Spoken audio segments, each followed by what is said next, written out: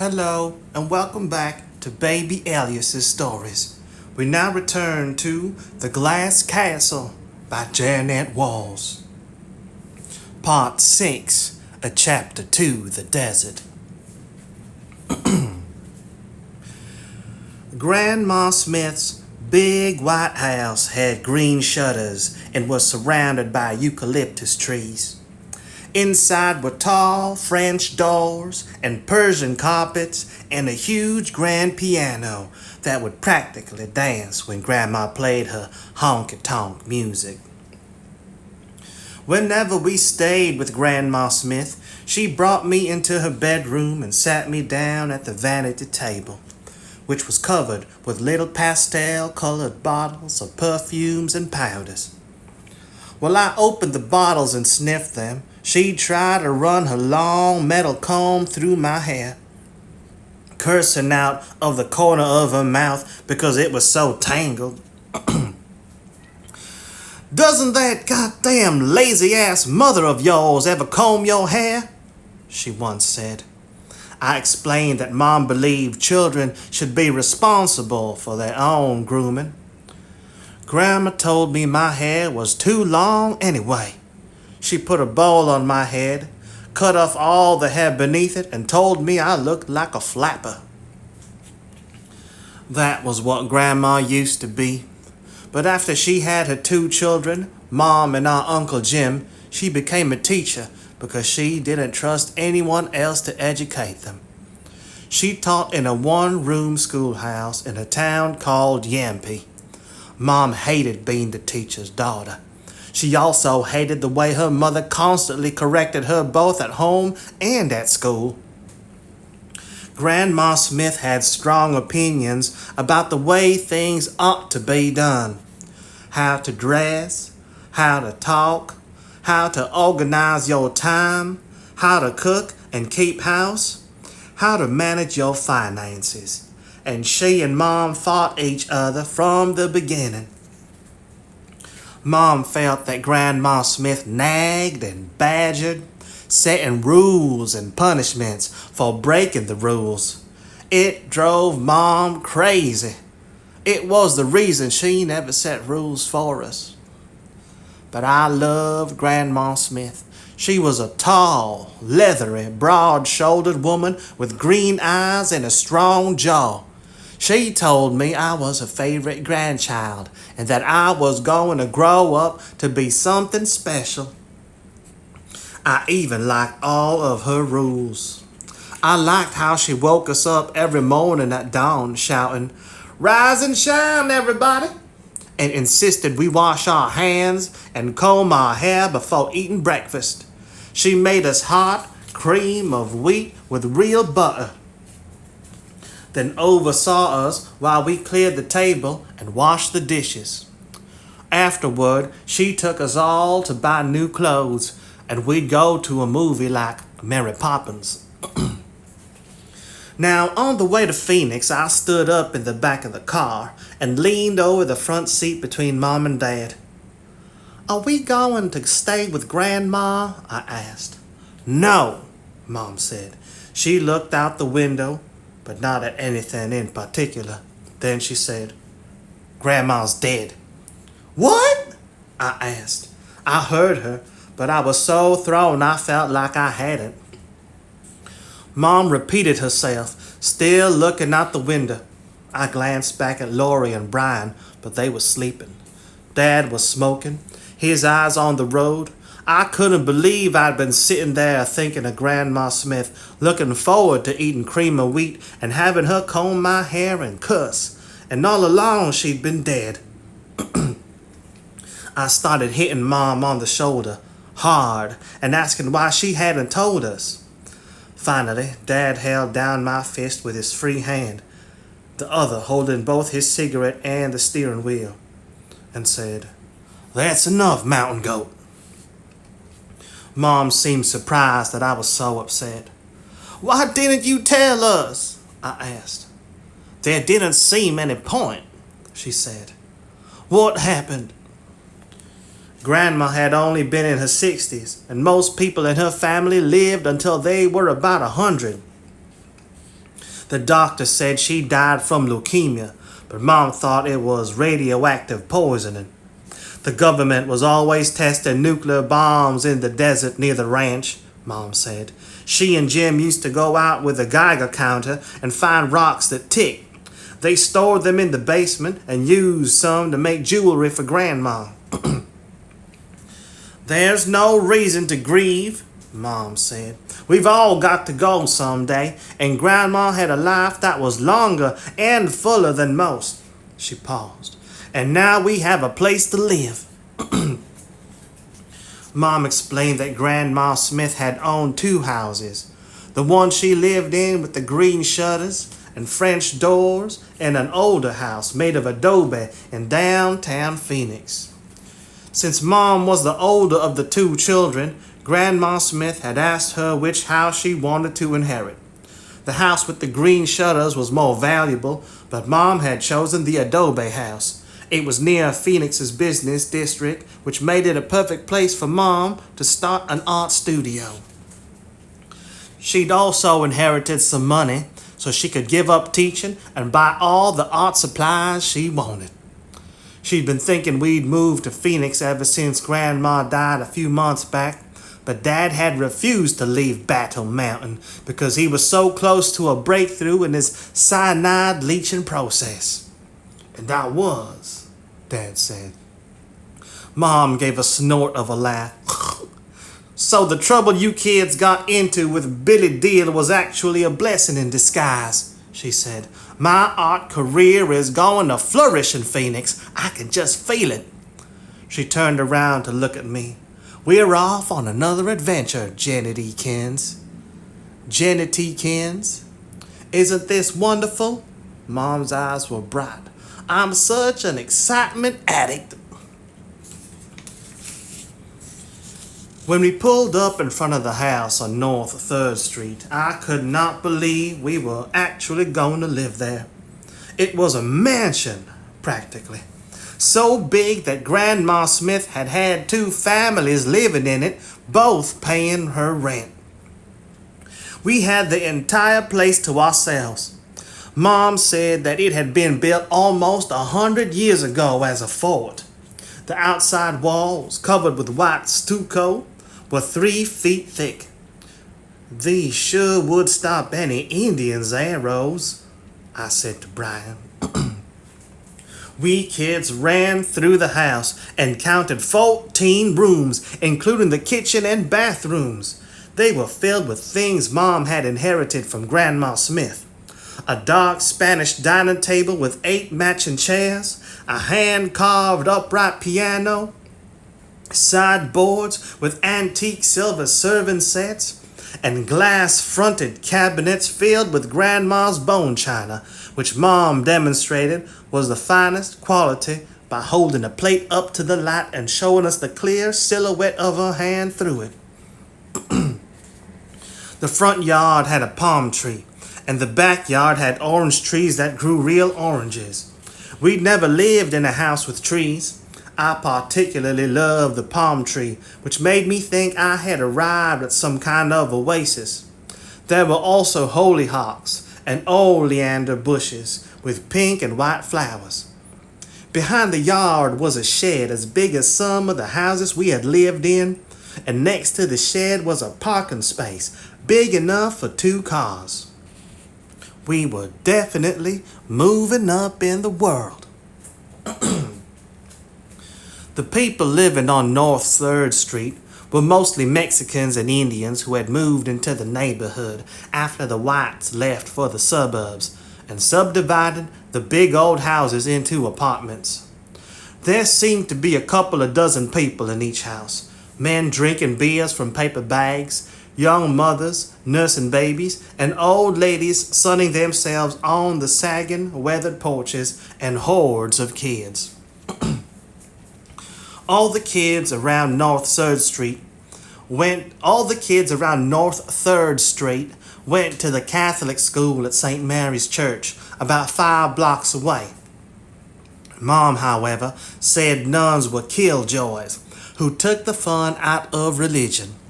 She wanted us to go to a public school called Emerson, Although we lived outside the district, Mom begged and cajoled. Mom begged and cajoled the principal until he allowed us to enroll. We were not on the bus route, and it was a bit of a hike to school, but none of us minded the walk. Emerson was in a fancy neighborhood with streets canopied by eucalyptus trees. And the school building looked like a Spanish hacienda with a red terracotta roof. It was surrounded by palm trees and banana trees, and when the bananas ripened, the students all got free bananas at lunch. The playground at Emerson was covered with lush green grass watered by a sprinkler system, and it had more equipment than I'd ever seen. Seesaws, swings, a merry-go-round, a jungle gym, tetherballs, and a running track. Miss Shaw, the teacher in the 3rd grade class I was assigned to, had steely gray hair and pointy-rimmed glasses and a stern mouth.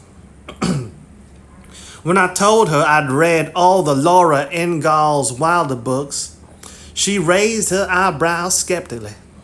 But after I read aloud from one of them, she moved me into a reading group for gifted children. Laurie and Brian's teachers also put them in gifted reading groups. Brian hated it because the other kids were older and he was the littlest guy in the class. But Laurie and I were secretly thrilled to be called special. Instead of letting on that we felt that way, however, we made light of it. When we told Mom and Dad about our reading groups, we paused before the word gifted, clasping our hands beneath our chins, fluttering our eyelids, and pretending to look angelic. "Don't make a mockery of it," Dad said. "Course you're special. Haven't I always told you that?" Brian gave Dad a sideways look. "If we're so special," he said slowly, "why don't you—" His words petered out. "What?" Dad asked. "What?" Brian shook his head. "Nothing," he said. Emerson had its very own nurse who gave the 3 of us ear and eye exams, our first ever. I aced the tests. "Eagle eyes and elephant ears," the nurse said, but Laura struggled trying to read the eye chart. The nurse declared her severely short-sighted and sent Mom a note saying she needed glasses. "No sirree," Mom said. She didn't approve of glasses. If you had weak eyes, Mom believed, they needed exercise to get strong. The way she saw it, glasses were like crutches. They prevented people with feeble eyes from learning to see the world on their own. She said people had been trying to get her to wear glasses for years, and she had refused. But the nurse sent another note saying Laurie couldn't attend Emerson unless she wore glasses, and the school would pay for them. So Mom gave in. When the glasses were ready, we all went down to the optometrist. The lenses were so thick they made Laurie's eyes look big and bugged out, like fish eyes. She kept swiveling her head around and up and down. "What's the matter?" I asked. Instead of answering, Laurie ran outside. I followed her. She was standing in the parking lot, gazing in awe at the trees, the houses, and the office buildings behind them. "You see that tree over there?" she said, pointing at a sycamore about 100 feet away. I nodded. "I can not only see that tree, I can see the individual leaves on it." She looked at me triumphantly. "Can you see them?" I nodded. She didn't seem to believe me. "The individual leaves? I mean not just the branches, but each little leaf?" I nodded. Laurie looked at me and then burst into tears.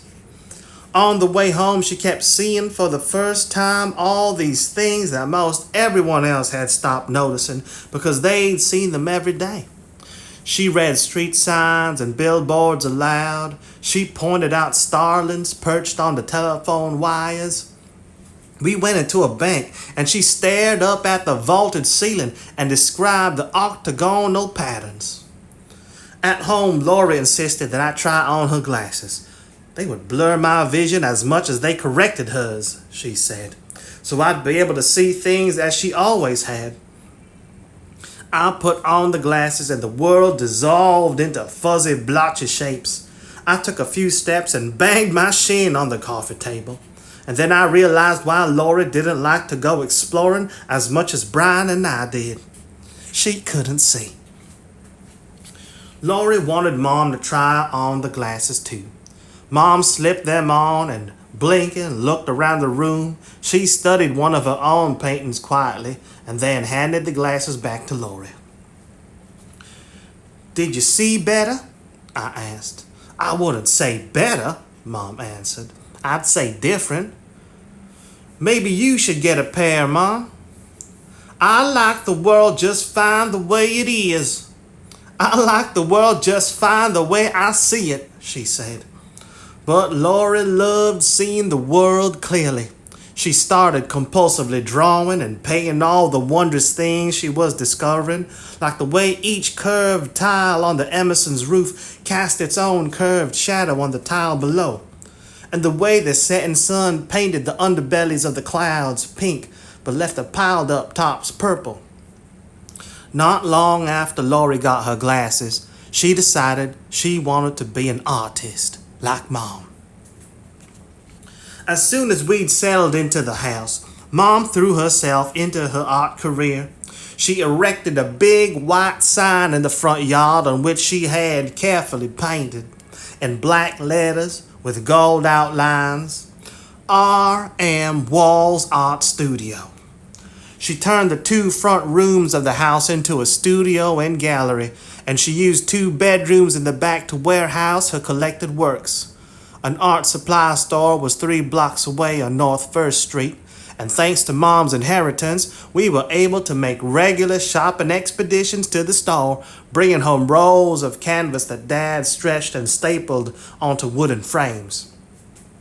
We also brought back oil paintings, watercolors, acrylics, gesso, a silk screening frame, India ink, paint brushes, and pen nibs, charcoal pencils, pastels, fancy rag paper for pastel drawings, and even a wooden mannequin with movable joints whom we named Edward, and who, Mama said, would pose for her when we kids were off at school. Mom decided that before she could get down to any serious painting, she needed to compile a thorough art reference library. She bought dozens of big loose-leaf binders and a lot of packs of lined paper. Every subject was given its own binder. Dogs, cats, horses, farm animals, woodland animals, flowers, fruits, vegetables, rural landscapes, urban landscapes, men's faces, women's faces, men's bodies, women's bodies, and hands, feet, bottoms, and other miscellaneous body parts. We spent hours and hours going through old magazines looking for interesting pictures, and when we spotted one we thought might be a worthy subject of painting, we held it up to Mom for approval. She studied it for a second and okayed or nixed it. If the photo made the grade, we cut it out, glued it on a piece of lined paper, and reinforced the holes in the paper with adhesive O's so the page wouldn't tear out. Then we got out the appropriate 3-ring binder, added the new photograph, and snapped the ring shut. In exchange for our help on her reference library, Mom gave us all art lessons. Mom was also hard at work on her writing. She bought several typewriters, manuals, and electrics, so she'd have backup should her favorite break down. She kept them in her studio. She never sold anything she wrote, but from time to time she received an encouraging rejection letter, and she thumbtacked those to the wall. When we kids came home from school, she'd usually be in her studio working, If it was quiet, she was painting or contemplating potential subjects. If the typewriter keys were clattering away, she was at work on one of her novels, poems, plays, short stories, or her illustrated collection of pithy sayings. One was, "Life is a bowl of cherries with a few nuts thrown in," which she titled R.M. Walls' Philosophy of Life.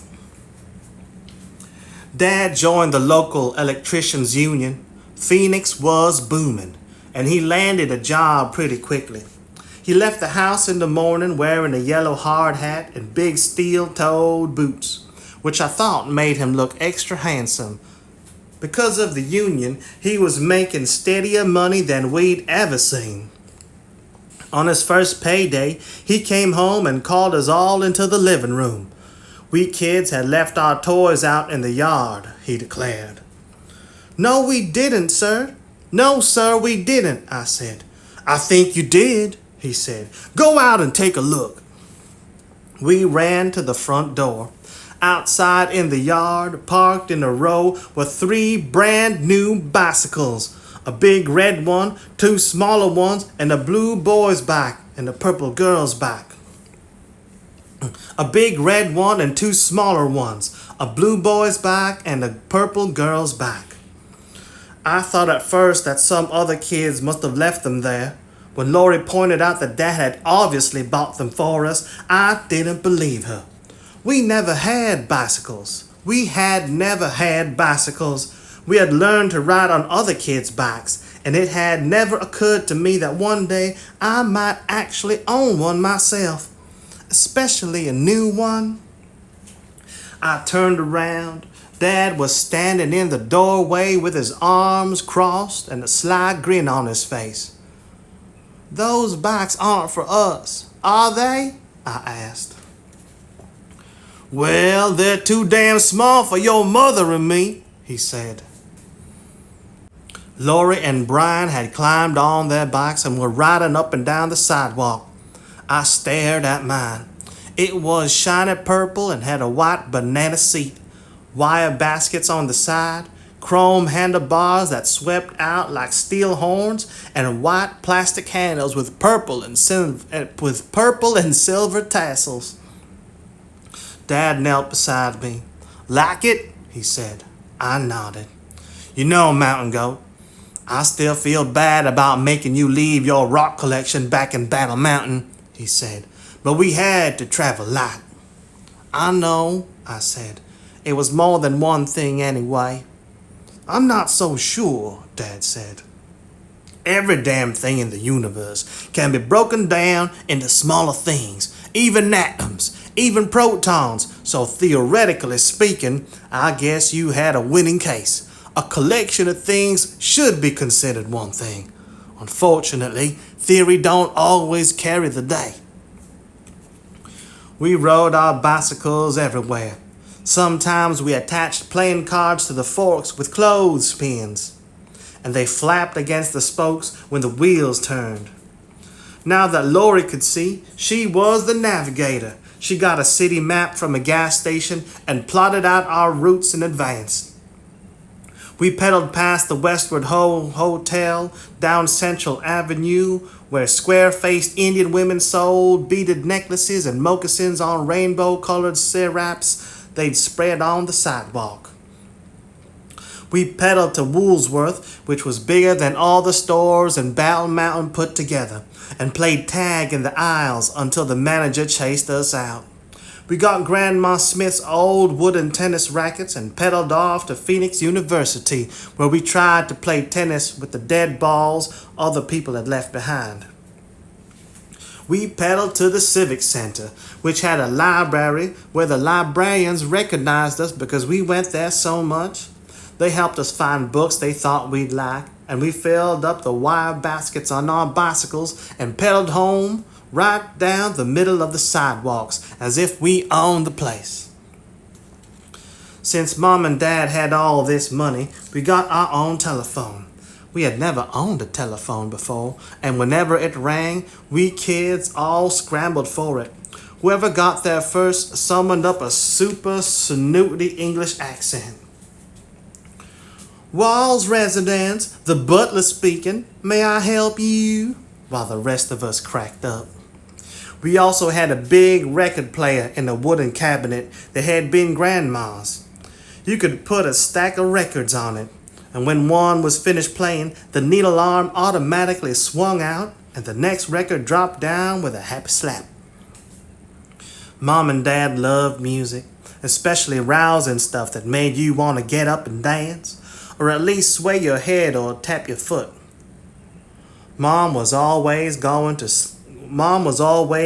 thrift stores and coming back with old albums of polka music, Negro spirituals, German marching bands, Italian operas, and cattle roundup songs. She also bought boxes of used high heels that she called her dancing shoes. She'd slip on a pair of dancing shoes, put a stack of records on the phonograph, and crank the volume way up. Dad danced with her if he was there. Otherwise, she'd dance alone, waltzing or jitterbugging or doing the Texas two-step from room to room. The house filled with the sounds of Mario Lanza or Pafang tubes or Pahing tubas or some mournful cowboy singing The Streets of Laredo. Mom and Dad also bought an electric washing machine that we kept out on the patio. It was a white enameled tub up on legs, and we filled it with water from the garden hose. A big agitator twisted back and forth, making the entire machine dance around in the cement patio.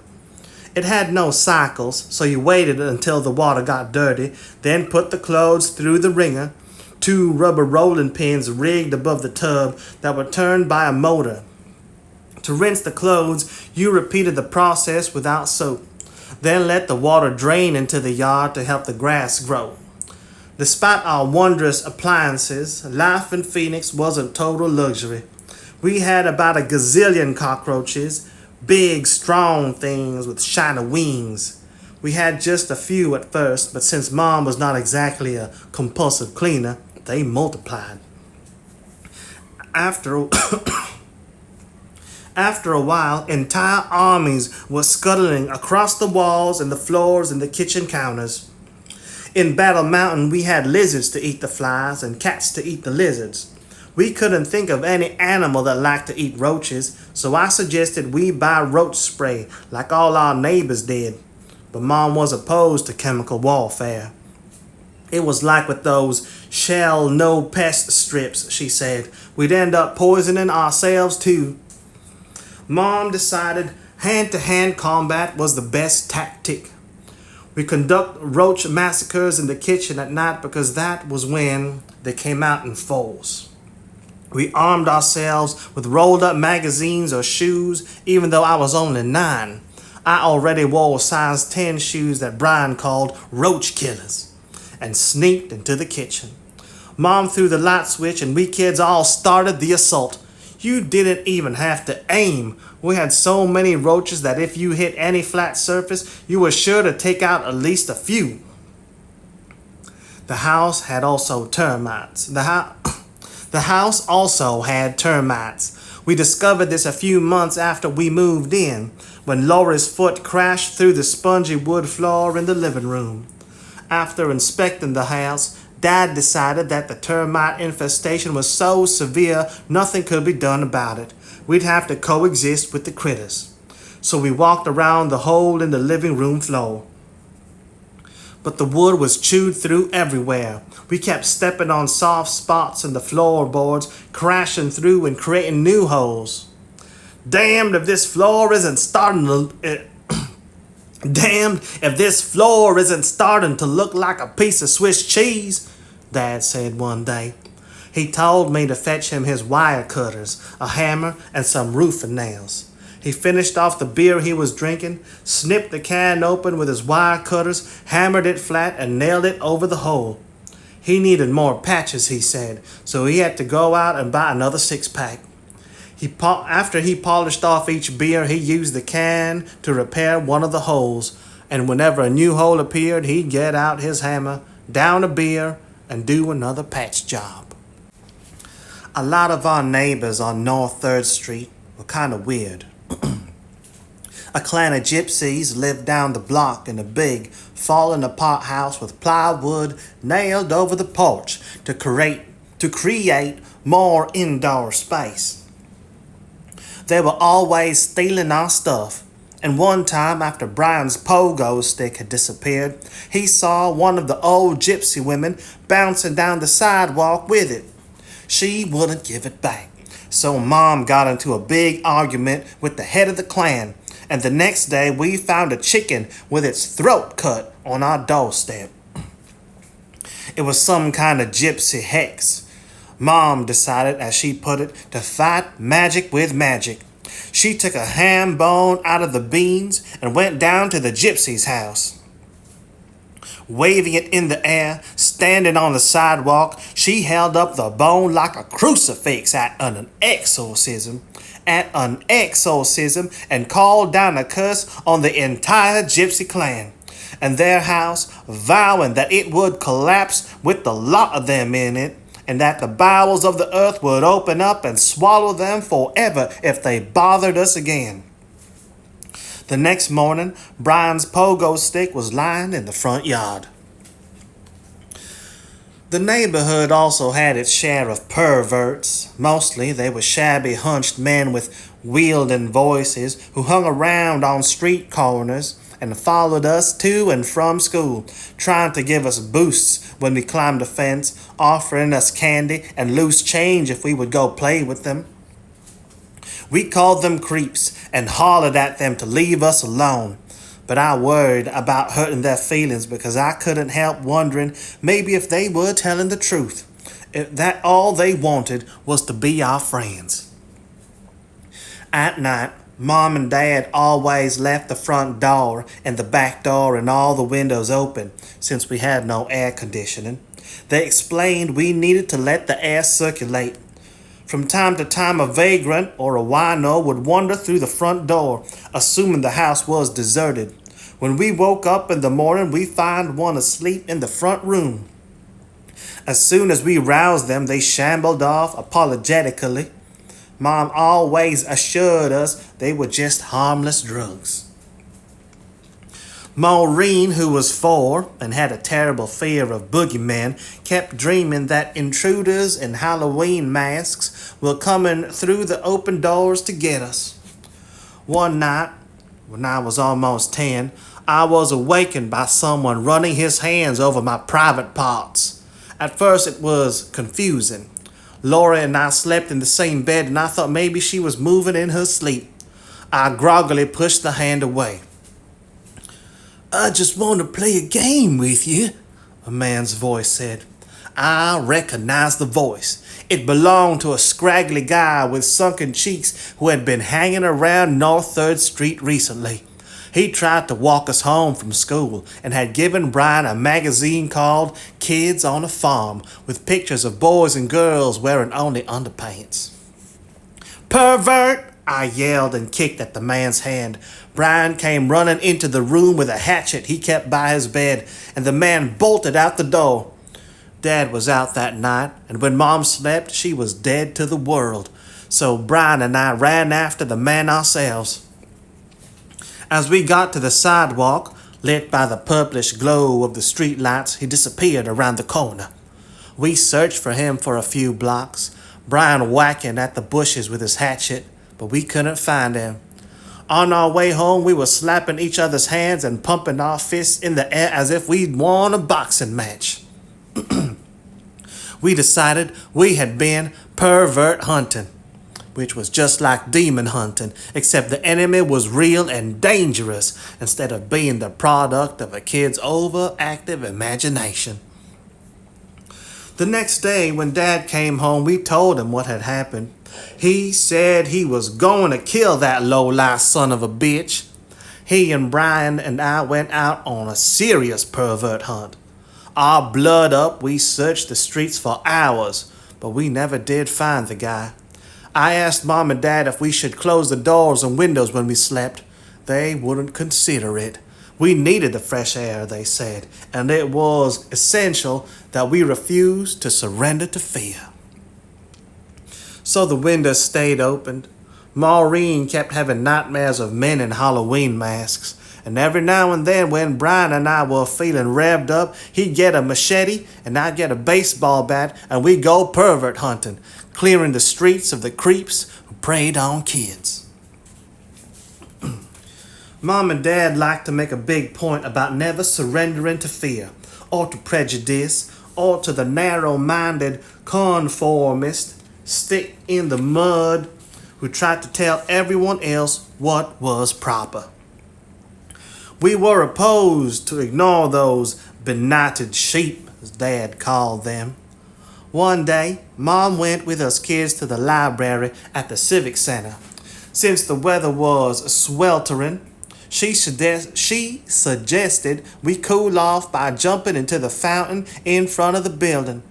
The water was too shallow to swim in, but we paddled around pretending to be crocodiles until we attracted a small crowd of people who kept insisting to Mom that swimming was forbidden in the fountain.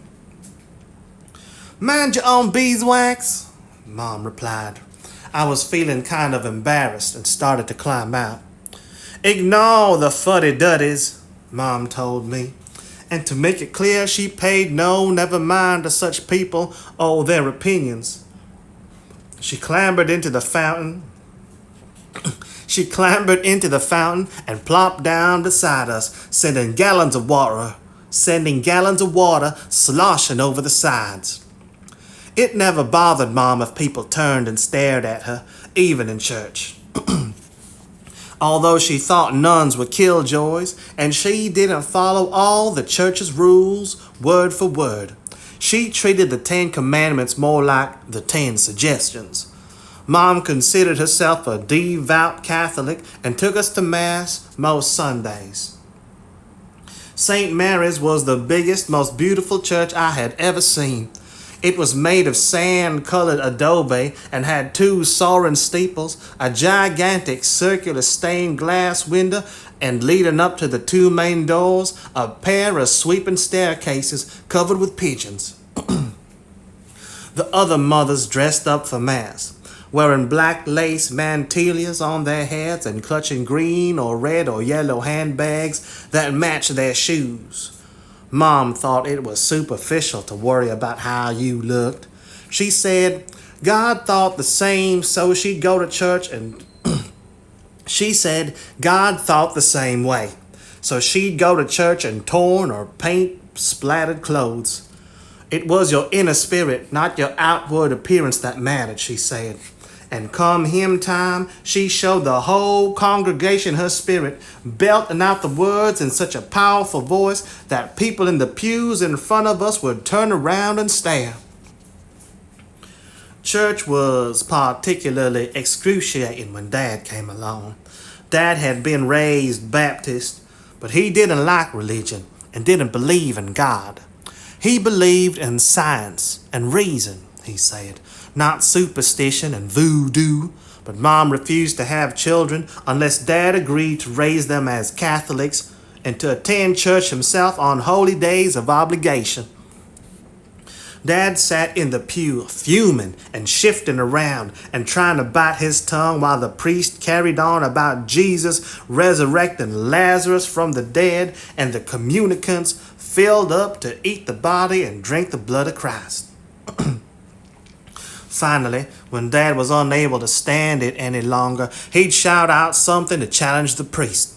He didn't do it to be hostile. He hollered out his point in a friendly tone. "Yo, Padre," he'd say. The priest usually ignored Dad and tried to go on with his sermon, but Dad persisted. He'd challenge the priest about the scientific impossibility of the miracles, and when the priest continued to ignore him, he'd get mad and yell out something about Pope Alexander VI's bastard children, or Pope Leo X's hedonism, or Pope Nicholas III's simony, or the murders committed in the name of the church during the Spanish Inquisition. But what could you expect, he'd say, from an institution run by celibate men who wore dresses? At that point, the ushers would tell us we'd have to leave. Don't worry, God understands, Mom said. He knows that your father is a cross we must bear. City life was getting to Dad. I'm starting to feel like a rat in a maze, he told me. He hated the way everything in Phoenix was so organized, with time cards, bank accounts, telephone bills, parking meters, tax forms, alarm clocks, PTA meetings, and pollsters knocking on the door and prying into your affairs. He hated all the people who lived in air-conditioned houses with the windows permanently sealed and drove air-conditioned cars to 9-to-5 jobs in air-conditioned office buildings that he said were little more than gussied-up prisons. Just the sight of those people on their way to work made him feel hemmed in and itchy. He began complaining that we were all getting too soft, too dependent on creature comforts, and that we were losing touch with the natural order of the world. Dad missed the wilderness. He needed to be roaming free in open country and living among untamed animals. He felt it was good for your soul to have buzzards and coyotes and snakes around. That was the way man was meant to live, he'd say, in harmony with the wild, like the Indians, not this lords of the earth crap trying to rule the entire goddamn planet, cutting down all the forests and killing every creature you couldn't bring to heel. One day we heard on the radio that a woman in the suburbs had seen a mountain lion behind her house and called the police, who shot the animal. Dad got so angry he put his fist through a wall. That mountain lion had as much right to his life as that sour old biddy does to hers, he said. You can't kill something just because it's wild. Dad stewed for a while, sucking on a beer, and then he told us all to get in the car. Where are we going? I asked. We hadn't been on a single expedition since we moved to Phoenix. I missed them. I'm going to show you, he said, that no animal, no matter how big or wild, is dangerous as long as you know what you're doing. We all piled into the car. Dad drove, nursing another beer and cussing under his breath about that innocent mountain lion and the chicken shit suburbanite. We turned in at the city zoo. None of us kids ever been to a zoo before, and I didn't really know what to expect. Laura said she thought zoos should be outlawed. Mom, who had Maureen in one arm and her sketch pad under the other, pointed out that the animals had traded freedom for security. She said that when she looked at them, she would pretend not to see the bars. At the entrance gate, Dad bought our tickets, muttering something about idiocy. Muttering about the idiocy of paying money to look at animals and let us down the walk. Most of the cages were patches of dirt surrounded by iron bars, with forlorn gorillas or restless bears or irritable monkeys or anxious gazelles huddled in the corners. A lot of the kids were having fun, gawking and laughing and throwing peanuts at the animals, but the sight of those poor creatures made my throat swell up. I've got half a mind to sneak in here some night and free these critters, Dad said. Can I help? I asked. He mussed my hair. Me and you, mountain goat, he said. We'll carry out our own animal prison break. We stopped at a bridge. Below it, in a deep pit, alligators sunned themselves on rocks surrounding a pond. The biddy who got that mountain lion shot didn't understand animal psychology, Dad said. If you let them know you're not afraid, they'll leave you alone. Dad pointed to the biggest, scaliest alligator. Me and that nasty-looking bastard's going to have us a staring contest. Dad stood on the bridge glowering at the alligator. At first it seemed to be asleep, but then it blinked and looked up at Dad. Dad continued staring, his eyes in a fierce squint. After a minute, the alligator thrashed its tail, looked away, and slid into the water. See? You just have to communicate your position, Dad said. Maybe he would have gone for a swim anyway, Brian whispered. What do you mean? I asked. Didn't you see how nervous that gator got? Dad made him do it. We followed Dad to the lion's den, but the lions were sleeping, so Dad said we should leave them alone.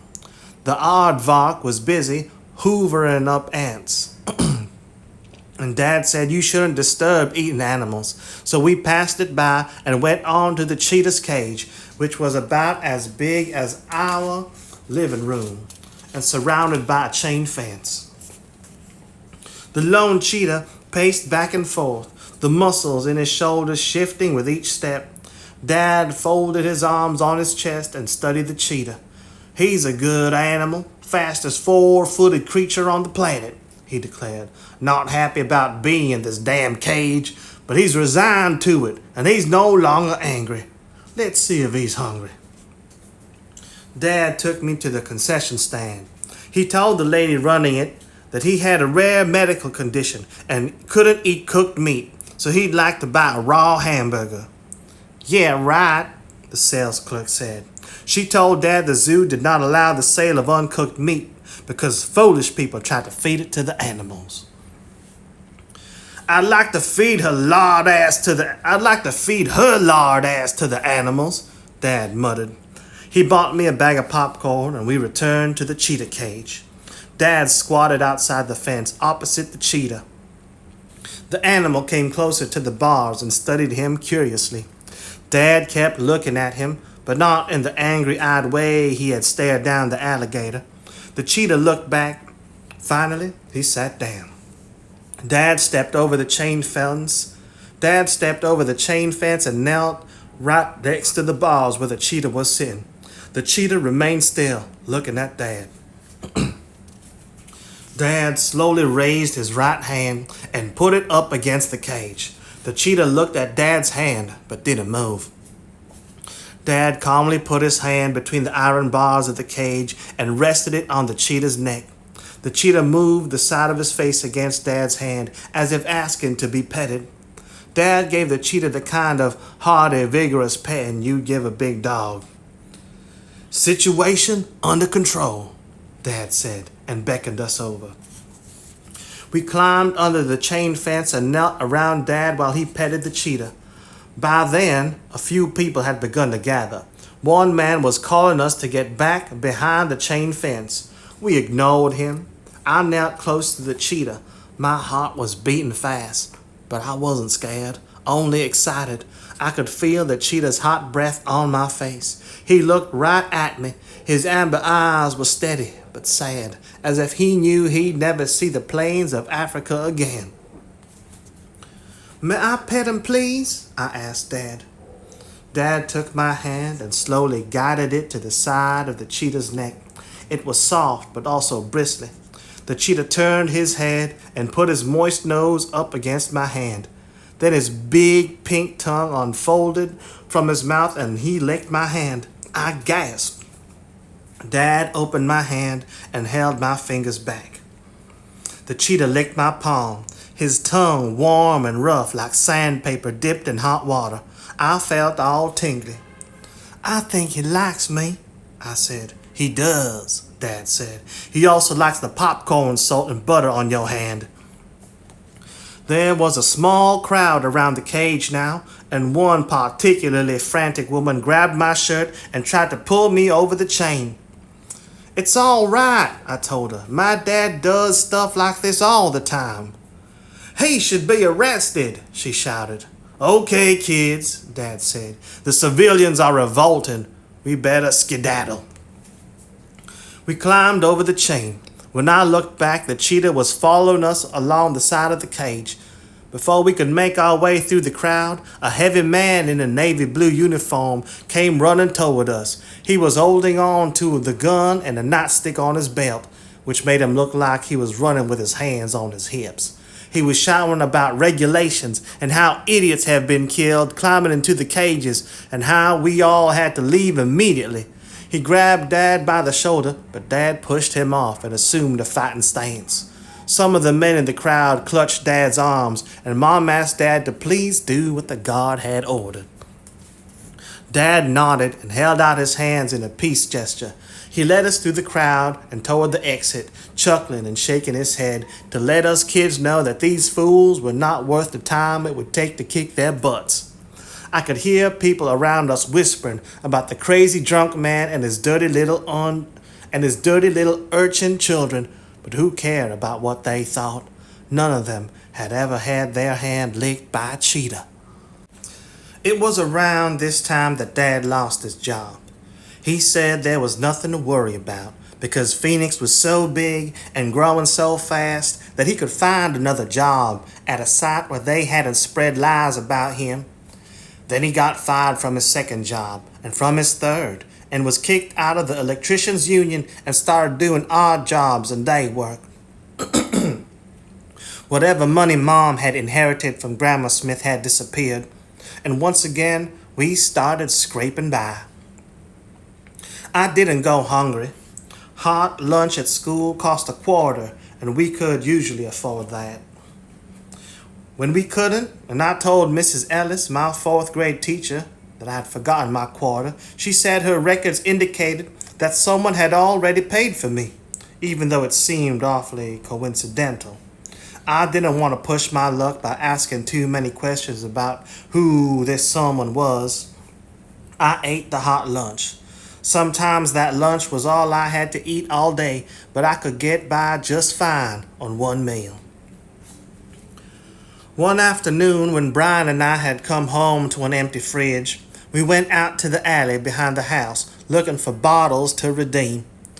Down the alley was the delivery bay of a warehouse. A big green dumpster stood in the parking lot. When no one was looking, Brian and I pushed open the lid, climbed up, and dived inside to search for bottles. I was afraid it might be full of yucky garbage. Instead, we found an astonishing treasure. Cardboard boxes filled with loose chocolates. Some of them were whitish and dried out looking. Some were covered with a mysterious green mold, but most of them were fine. We pigged out on chocolates, and from then on, whenever Mom was too busy to make dinner or we were out of food, we'd go back to the dumpster to see if any new chocolate was waiting for us. From time to time, it was. For some reason, there were no kids Maureen's age on North 3rd Street. She was too young to run around with me and Brian, so she spent most of her time riding up and down on the red tricycle Dad had bought for her, playing with her imaginary friends. They all had names, and she would talk to them for hours. They'd laugh together, carry on detailed conversations, even argue. One day she came home in tears, and when I asked her why she was crying, she said she'd gotten into a fight with Susie Q, one of her imaginary friends. Maureen was 5 years younger than Brian, and Mom said that since she didn't have any allies in the family around her age, she needed special treatment. Mom decided Maureen needed to enroll in preschool, but she said she didn't want her youngest daughter dressed in the thrift store clothes the rest of us wore. Mom told us we would have to go shoplifting. "Isn't that a sin?" I asked Mom. "Not exactly," Mom said. "God doesn't mind you bending the rules a little if you have a good reason. It's sort of like justifiable homicide. This is justifiable pilfering."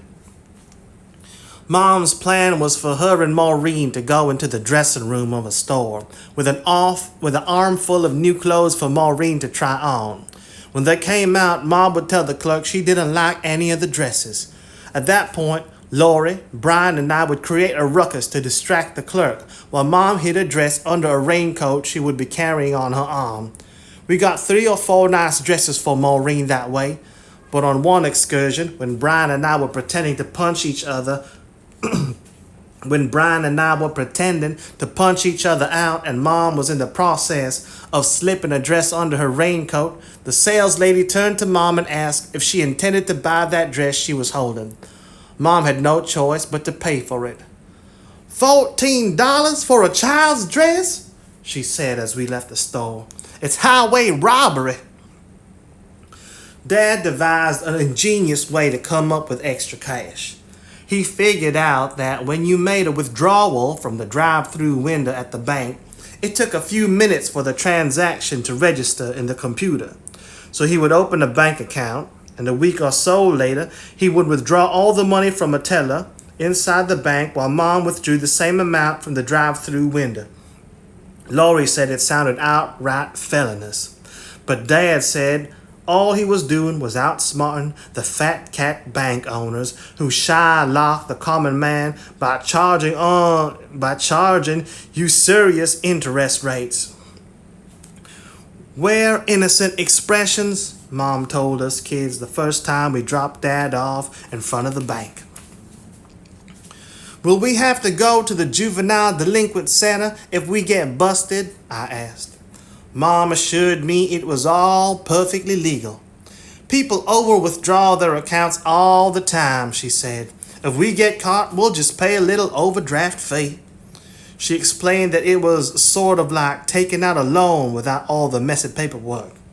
But as we drove up to the teller's window, Mom seemed to get edgy and giggled nervously as she passed the withdrawal slip through the bulletproof window. I think she was enjoying the thrill of taking from the rich. After the woman inside passed us the cash, Mom drove around to the front of the bank. In a minute, Dad strolled out. He climbed into the front of the car, turned around, and with a wicked grin, held up a stack of bills and rifled them with his thumbs. The reason Dad was having a tough time getting steady work, as he kept trying to tell us, was that the electricians' union in Phoenix was corrupt. It was run by the mob, he said, which controlled all the construction projects in the city. So before he could get a decent job, he had to run organized crime out of town. That required a lot of undercover research, and the best place to gather information was at the bars the mobsters owned. So Dad started spending most of his time in those joints. Mom rolled her eyes whenever Dad mentioned his research. I began to have my own doubts about what he was up to. He came home in such a drunken fury that Mom usually hid while we kids tried to calm him down. He broke windows, smashed dishes and furniture until he'd spent all his anger.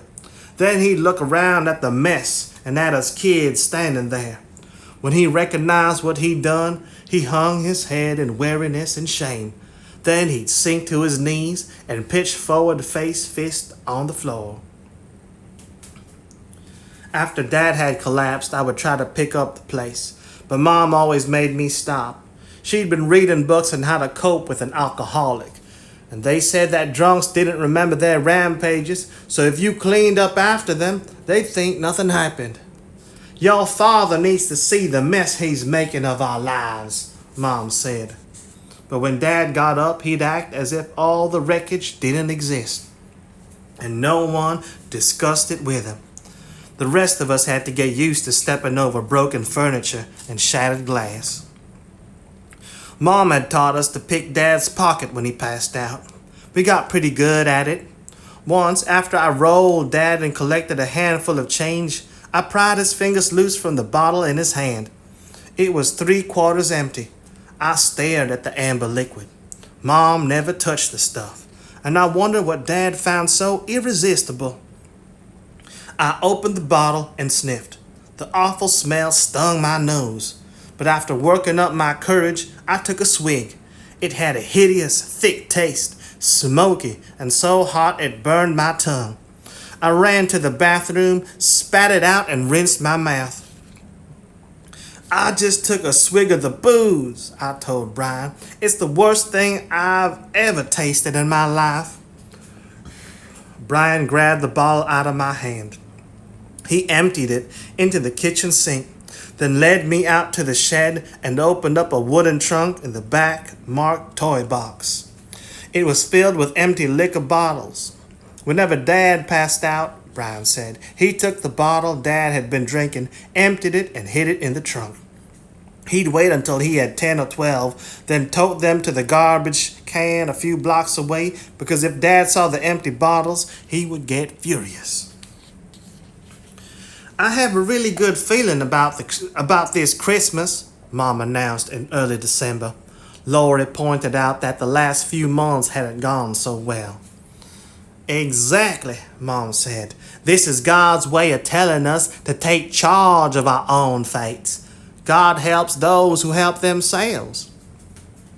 She had such a good feeling that she decided this year we were going to celebrate Christmas on Christmas Day instead of weeks later.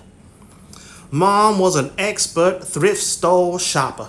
She read the labels on the clothes, turned over dishes and vases to study the markings on the bottom. She had no qualms about telling the sales lady that a dress marked at 25 cents was worth only a dime, and she usually got it at that price. Mom took us thrift store shopping for weeks before that Christmas, giving us each $1 to spend on presents.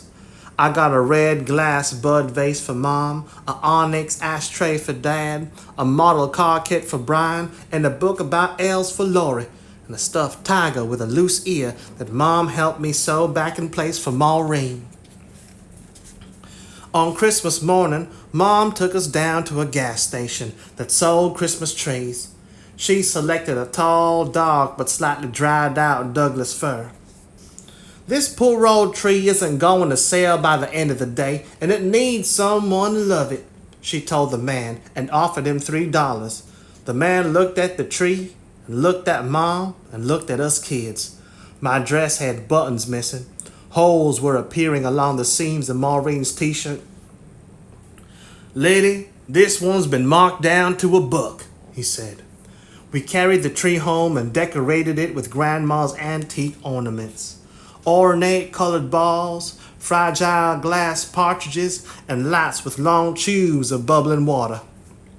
I couldn't wait to open my presents, but Mom insisted that we celebrate Christmas in the Catholic fashion, getting to the gifts only after we attended midnight mass.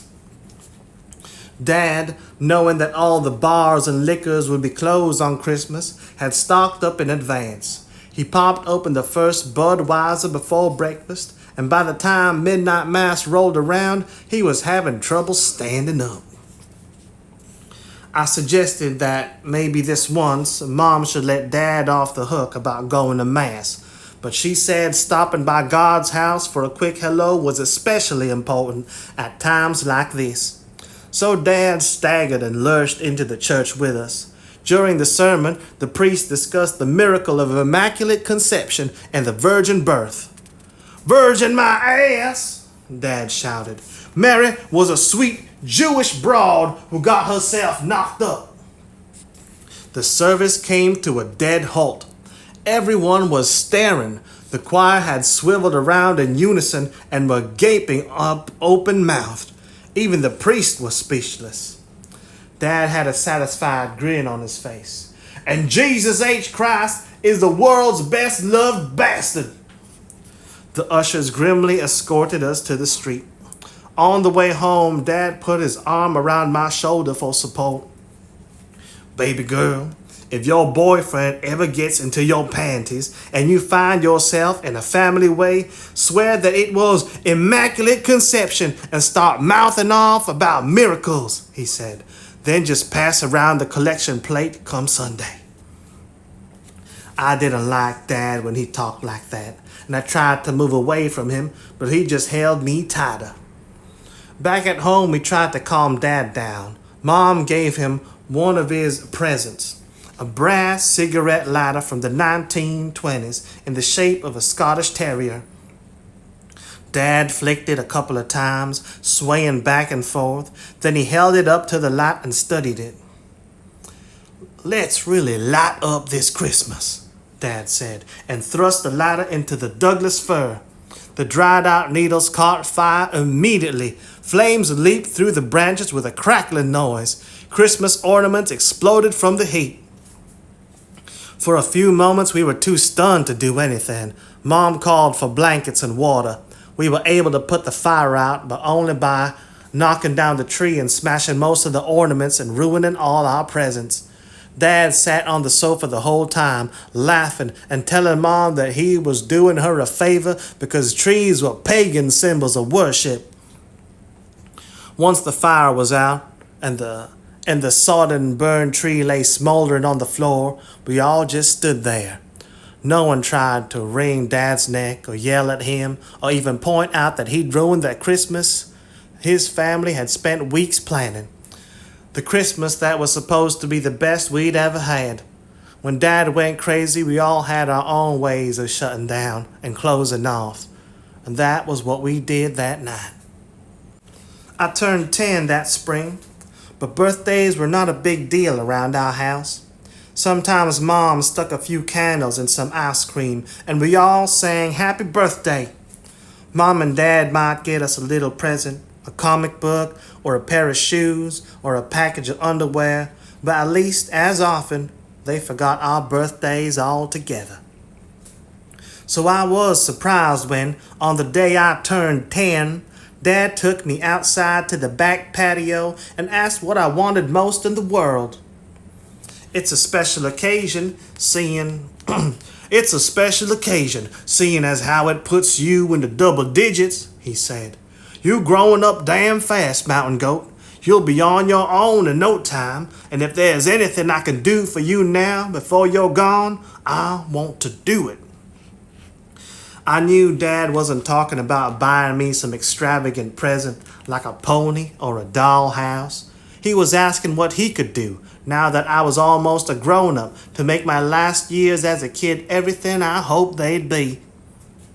There was only one thing I truly wanted, something that I knew would change our lives, but I was afraid to ask for it.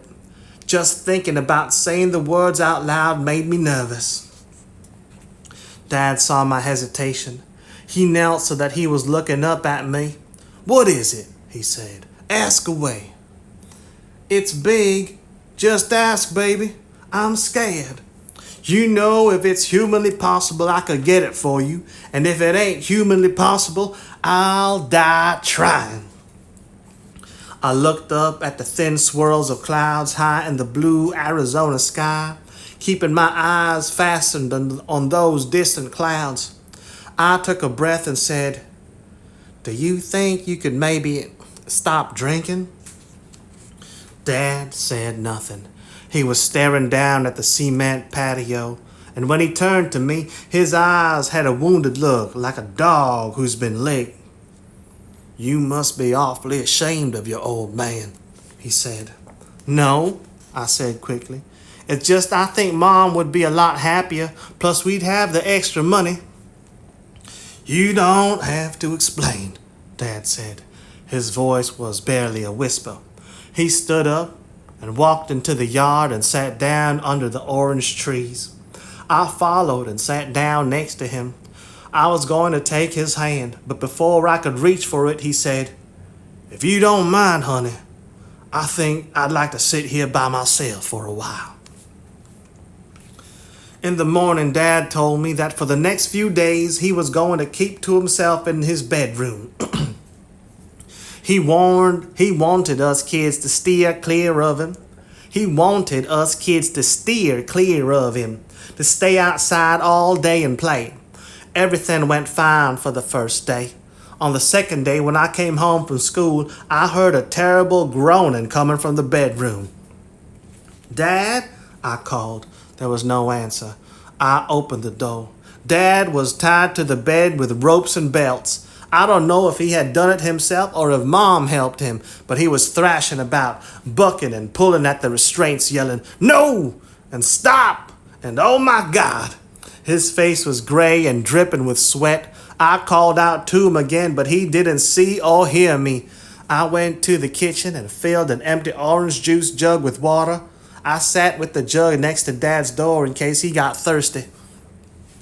Mom saw me and told me to go outside and play. I told her I wanted to help Dad. She said there was nothing I could do, but I stayed by the door anyway. Dad's delirium continued for days. When I came home from school, I'd get the jug of water, take up my position by the door and wait there until bedtime. Brian and Maureen played outside, and Lori kept to the far side of the house. Mom painted in her studio. No one talked much about what was going on. One night when we were eating dinner, Dad let out a particularly hideous cry. I looked at Mom, who was stirring her soup as if it were an ordinary evening, and that was when I lost it. "Do something!" I yelled at her. "You've got to do something to help Dad!" "Your father's the only one who can help himself," Mom said. "Only he knows how to fight his own demons." After the better part of a week, Dad's delirium stopped, and he asked us to come talk to him in the bedroom. He was propped up on a pillow, paler and thinner than I'd ever seen him. He took the water jug I offered him. His hands were shaking so badly that he had trouble holding it, and water dribbled down his chin as he drank. A few days later, Dad was able to walk around, but he had no appetite, and his hands still trembled.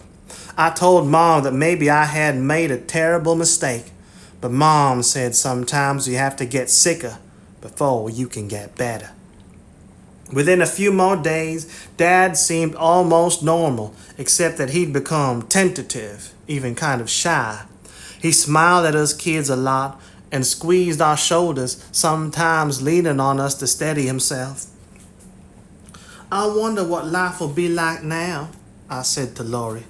"The same," she said. "He tried stopping before, but it never lasted. This time it will. How do you know?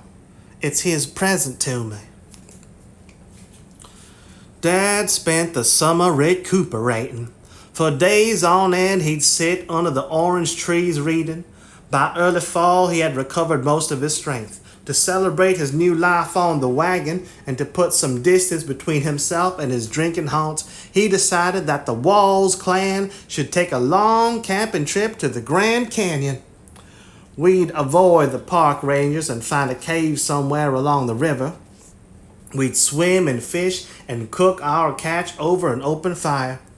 Mom and Lori could paint, and Dad and Brian and I could climb the cliffs and study the canyon's geological strata. It would be like old times.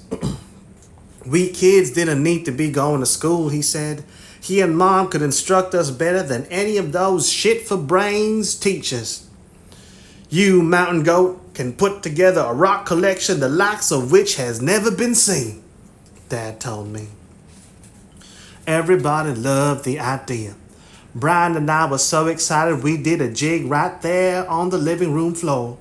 We packed blankets, food, canteens, fishing line, the lavender blanket Maureen took everywhere, Laura's paper and pencils, Mom's easel and canvases and brushes and paints. What couldn't fit in the trunk of the car, we tied to the top. We also took along Mom's fancy archery set, the one made of inlaid fruit wood, because Dad said you never know what wild game we might find in those canyon recesses. He promised Brian and me that we'd be shooting that bow and arrow like a couple of full-blooded Indian kids by the time we came back. If ever we came back. Hell, we might decide to live in the Grand Canyon permanently.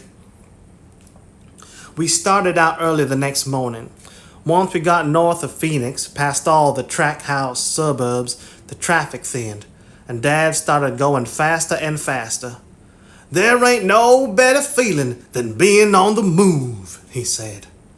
We were out in the desert now, the telephone poles snapping past.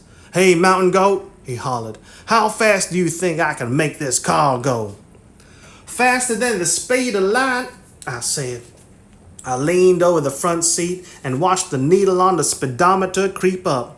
We were doing 90 miles an hour. "You're gonna see that needle go all the way off the dial," Dad said. I could see his leg move as he stepped on the gas. We'd rolled down the windows, and maps and art paper and cigarette ashes were whipping around our heads.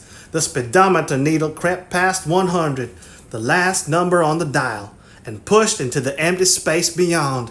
The car started shuddering, but Dad didn't let up on the accelerator. Mom covered her head with her arms and told Dad to slow down, but that only made him press on the gas even harder. Suddenly, there was a clattering noise under the car. I looked back to make sure no important part had fallen off and saw a cone of gray smoke billowing behind us. Just then, white steam that smelled like iron started pouring out from the sides of the hood and blowing past the windows. The shuddering increased, and with a terrible cough and clunking noise, the car began to slow. Soon it was going at no more than a crawl. Then the engine died together. We coasted for a few yards in silence before the car stopped. "Now you've done it," Mom said. We kids and Dad got out and pushed the car to the side of the road while Mom steered. Dad lifted the hood. I watched while he and Brian studied the smoke and grease-encrusted engine and discussed the parts by name. Then I went to sit in the car with Mom, Lori, and Maureen. Lori gave me a disgusted look, as if she thought it was my fault that the car had broken down. "Why do you always encourage him?" she asked. "Don't worry," I said. "Dad will fix it." We sat there for a long time. I could see buzzards circling high in the distance, which reminded me of that ingrate Buster. Maybe I should have cut him some slack. With his broken wing and lifetime of eating roadkill, he probably had a lot to be ungrateful about. Too much hard luck can create a permanent meanness of spirit in any creature. Finally, Dad shut the hood. "You can fix it, can't you?" I said. "Of course," he said, "if I had the proper tools." We'd have to temporarily postpone our expedition to the Grand Canyon, he told us. Our first priority now was to head back to Phoenix so he could get his hands on the right tools. "How?" Laurie asked. "Hitchhiking was one option," Dad said, "but it might be hard finding a car with enough room to accommodate 4 kids and 2 adults. Since we were all so athletic, since none of us were whiners, walking home would be no problem." "It's almost 80 miles, Laurie said. "That's right," Dad said. "If we covered 3 miles an hour for 8 hours a day, we could make it in 3 days. We had to leave everything behind except Maureen's lavender blanket and the canteens. That included Mom's fruit-wood archery set, but Mom was attached to that archery set which her father had given her. Dad had Brian and me hide it in an irrigation ditch. We could come back and retrieve it later. Dad carried Maureen. To keep our spirits up, he called out, "Hook, 2, 3, 4." But Mom and Laurie refused to march along in step. Eventually, Dad gave up, and it was quiet except for the sound of our feet crunching on the sand and the rocks and the wind whipping off the desert. After walking for what seemed like a couple of hours, we reached the motel billboard that we had passed only a minute or so before the car broke down. The occasional car whizzed by, and Dad stuck out his thumb, but none of them stopped. Around midday, a big blue Buick with gleaming chrome bumpers slowed down and pulled onto the shoulder in front of us. A lady with a beauty parlor hairdo rolled down the window. "You poor people," she exclaimed. "Are you okay?" She asked us where we were going, and when we told her Phoenix, she offered us a ride. The air conditioning in the Buick was so cold that goosebumps popped up on my arms and legs. The lady had Laurie and me pass around Coca-Colas and sandwiches from a cooler in the footwell. Dad said he wasn't hungry. The lady kept talking about how her daughter had been driving down the highway and had seen us, and when she got to the lady's house, had told her about this poor family walking along the side of the road. And I said to my daughter, "Why, I can't leave those people out there." I told my daughter, "Those poor kids must be dying of thirst, poor things." "We're not poor," I said. She had used that word one too many times. "Of course you're not," the lady quickly replied. "I didn't mean it that way. but I could tell she had. The lady grew quiet, and for the rest of the trip no one said much. As soon as she dropped us off, Dad disappeared. I waited on the front steps until bedtime, but he didn't come home. 3 days later, while Lori and I were sitting at Grandma's old upright piano, trying to teach each other to play, we heard heavy, uneven footsteps at the front door. We turned and saw Dad. He tripped on the coffee table. When we tried to help him, he cursed and lurched at us, swinging his fist. He wanted to know where that goddamn sorry-ass mother of ours was, and he got so mad when we didn't tell him that he pulled over Grandma's china closet, sending her fine bone china crashing to the floor. Brian came running in. He tried to grab Dad's leg, but Dad kicked him off. Dad yanked out the silverware drawer and hurled the forks and spoons and knives across the room, then picked up one of the chairs and smashed it on Grandma's table. "Rosemary, where the goddamn hell are you, you stinking bitch?" he yelled. "Where is that whore hiding?" He found Mom in the bathroom, crouched in the tub.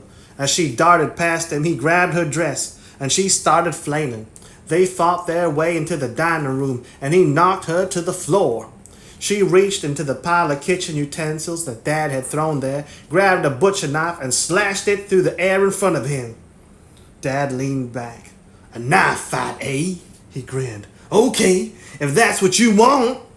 He picked up a knife too, tossing it from hand to hand. Then he knocked the knife out of Mom's hand, dropped his own knife, and wrestled her to the floor. We kids pounded on Dad's back and begged him to stop, but he ignored us. At last he pinned Mom's hands behind her head. "Rosemary, you're one hell of a woman," Dad said. Mom told him he was stinking, rotten drunk. "Yeah, but you love this old drunk, don't you?" Dad said. Mom at first said no. She didn't, but Dad kept asking her again and again, and when she finally said yes, the fight disappeared from both of them. Vanished, as if it never existed. Dad started laughing and hugging Mom, who was laughing and hugging him. It was as if they were so happy they hadn't killed each other that they had fallen in love all over again. I didn't feel like celebrating. After all he'd put himself through, I couldn't believe Dad had gone back to the booze. With Dad drinking again and no money coming in, Mom began to talk about moving east, to West Virginia, where Dad's parents lived. Maybe his parents would help keep him in line. If nothing else, they could help us out financially, like Grandma Smith had done from time to time. "We'd love it in West Virginia," she told us. "We'd live in the forest and the mountains with the squirrels and the chipmunks. We could meet our Grandma and Grandpa Walls, who were genuine hillbillies." Mom made living in West Virginia sound like another great adventure, and pretty soon all us kids had signed on for the trip. Dad hated the idea, however, and refused to help Mom, so she plotted on her own. Since we had never retrieved the car or any of our stuff from the failed Grand Canyon expedition, the first thing Mom needed was a set of wheels. She said that God works in mysterious ways, and it just so happened that she had inherited some land in Texas when Grandma died. She waited until she received a check for several $100s from the company that was leasing the drilling rights. Then she went to buy a used car.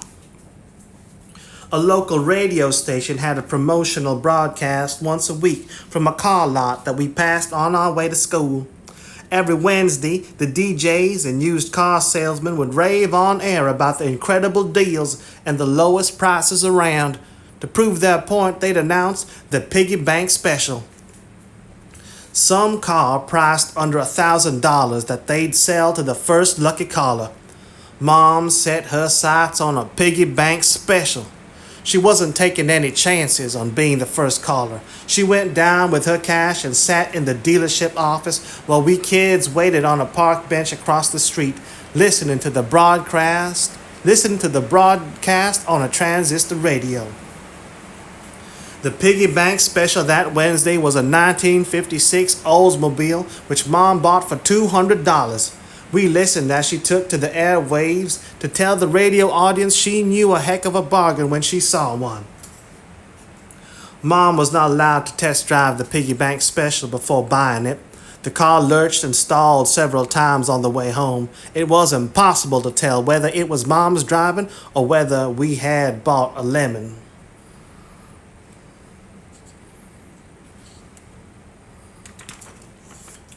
We kids were not all that thrilled about the idea of Mom driving us cross country. She didn't have a valid driver's license, for one thing, and she'd always been a terrible driver. If Dad got too drunk, she ended up behind the wheel, but cars never seemed to run right for Mom. Once we were driving through the downtown Phoenix, and she couldn't get the brakes to work. And she had Brian and me stick our heads out the windows and scream, "No brakes! No brakes!"